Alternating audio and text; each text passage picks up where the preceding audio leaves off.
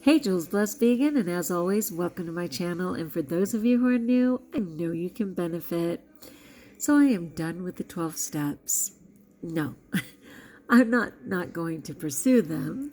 I'm just not going to talk about them anymore because, oh my gosh, like yesterday when we were going over it, and all of a sudden my conscience was like, oh, what am I doing? Because one, it said it has to be a program of attraction rather than promotion.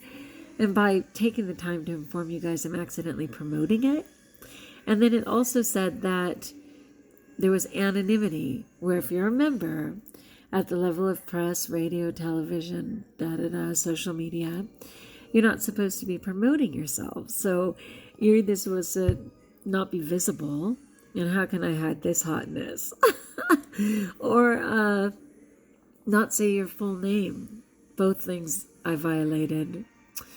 I would want me as a spokesperson for any program, but even though I don't always understand the church, I always tell God I don't know what he's talking about, but I'm in. I don't exactly understand, but I know for years and years it's worked for the 12-step program, and I'm not going to be the one to violate it. So I am not going to go into great detail the way I had hoped on each of the steps because it helped me to ponder it, and I wanted people to be able to go in that direction. But do know that without a face, all of this information is available online, and you can certainly find it. But I will review the steps anyway, because I think it's safe for me to do that one last time as I'm checking out. Okay, so the 12 steps of Overeaters Anonymous. Number 1, we admitted we were powerless over food and that our lives had become unmanageable. And that's certainly been true for me a gazillion times. That because I'm into the food, I suddenly am lying, avoiding things, not wanting to do things, whatever. It's unmanageable. Number 2, came to believe that a power greater than ourselves could restore us to sanity. And that is a huge leap of faith. And as I suggested, there's an entire book literally called Came to Believe. So each one of these steps you can take months on. And when you join, if you choose to, I'm not promoting it. If you choose to join, they literally have newcomer meetings. They literally have step study meetings where you just study one step for several weeks at a time. And of course, they have, like I said, speaker meetings and all those things. So you can find your meetings. Number 3, made a decision, like consciously made a decision to turn our will and our lives over to the care of God as we understood him. Because remember, they don't have a God. It's just a power greater than yourself, and you have to decide what that looks like.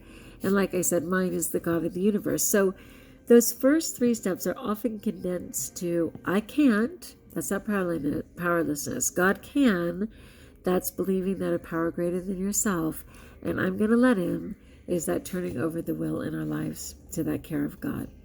Number 4 is making a searching and fearless moral inventory of yourself, which is a huge commitment because you literally write out everything, searching and fearless. No one's questioning, nobody's debating, nobody's criticizing. Moral inventory of yourself. What have you done as a result of your dis-ease, whichever one you're looking at? Number 5, with all of that, you admit it to God, to yourself, or to another human being, the exact nature of your wrongs. So you have to say it out loud. And that's the freedom in letting it go. Some people literally read it to someone. Some people take it into a confessional. Some people burn it after sharing it, whatever. Because it's just to free you once you've said the truth, right? Number 6, we're entirely, that means completely all the way, we're entirely ready to have God remove all these defects of character. So often people hold on to certain things to say, this is who I am. I proclaim this. Oh my gosh, you'll never believe what I did. And oh, when I was this old, I did. And oh, I'm way worse than you because. And it's like, you know what? When I go to confession, I literally have to trust that I have told my truth from my heart and I have to let it go. And sometimes a couple of years later, something will haunt me and I'll be like, excuse me, we already confessed that and let it go. Like, can you really let it go? So number 6, were you entirely ready to have God remove what you're recognizing as defects of character, things that don't work for you anymore?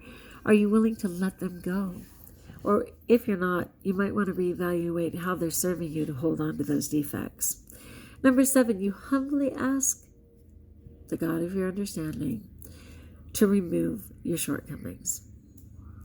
Number 8, made a list of all the people you had harmed. And if you really are humble enough, you'll recognize that you've harmed people over time as a result of acting out on your disease. So you made a list, but this is the amazing part. And became willing to make amends to them all. Willing. You're willing in your heart. You take a moment and say, you know what, I know I did hurt this person when I know like in the middle of the disease, in the middle of the binge, in the middle of the insanity, I acted out a certain way and I know I hurt that person, but I'm willing to make an amends. But this is a really important one, number 9. You make a direct amends to such people wherever possible, except when to do so could injure them or others. So again, that whole idea that your ex is already remarried and has a lovely family and has moved on with their life, and you show up at their door in a rage, knocking and saying, I just want to tell you that one time, and it's like, the new wife didn't even know you existed. Like, are you really going to do that? Except when to do injury or harm to others. And I would argue to yourself as well. If what you're about to lovingly confess is going to put you in jail, you may understand that serving time will be your only freedom. But if there's another way to make amends, like, anonymously returning whatever it was you took or anything like that, sometimes it can be a viable option. Okay, number 10, this is so important. Every single day of the rest of your life, you continue to take personal inventory. And when you were wrong, promptly admitted it, which only serves you. You don't have to hang out and harbor whatever it is you're feeling so guilty about. You literally resolve it right away. So like every single day, I reflect briefly on what I did today. Is there anybody I know, owe an amends to? Is there any way I can make that call right away, write that letter right away before it builds up and becomes too big to handle? You want to do it right away. It's an everyday amends. Number 11, sought through prayer and meditation. I often tell people, I'm going to pray about that. I don't know yet because I'm going to pray about it. So sought through prayer and meditation, maybe thinkitation, to improve our conscious contact with God as we understood Him. So remember, everybody has a different one. Some people have used a pet rock, and that's okay for them. Whatever's safe for you, a stuffed animal. But you sought to actually improve your conscious contact, to grow this relationship with God as you understand Him, praying only for knowledge of His will for you and the power to carry that out. So always getting outside of yourself. And number 12, having had a spiritual awakening. So assuming that you really did ask, honestly, with prayer, with meditation, tried to improve that conscious contact, assuming that the God of your understanding responded in some way and you have grown. Number 12 is having had that spiritual awakening as a result of working all these steps. We tried to carry this message to compulsive overeaters and to practice these principles in all our affairs. I try and practice these principles in all my affairs, and I accidentally tried to carry this message to you guys. It says we tried to carry the message to compulsive overeaters, but not at the level of press, radio, television. Okay, so may I be anonymous following this post. Anyway, I just wanted you guys to know that a phenomenal program is out there that costs nothing, that seems to be designed by God and came from really well-intentioned people and has touched hundreds of thousands of people throughout the world, and literally over 30 million copies in print of the big book that people have dared to read, and that it's available. All right. I'm exhausted, like for so many reasons I can't even say, but I have homework too, so I just wanted to check in. But a little prelude. We're coming up on Lent, and Lent is the 40 days before Easter, when Jesus, in what they call His Passion, and I'll never understand that, was literally crucified, but luckily resurrected on the third day. So that whole story's coming. But with that, we kind of said back during Advent, when we did our random acts of kindness, which were the 24 days before Christmas, that maybe we would do a 40-day something.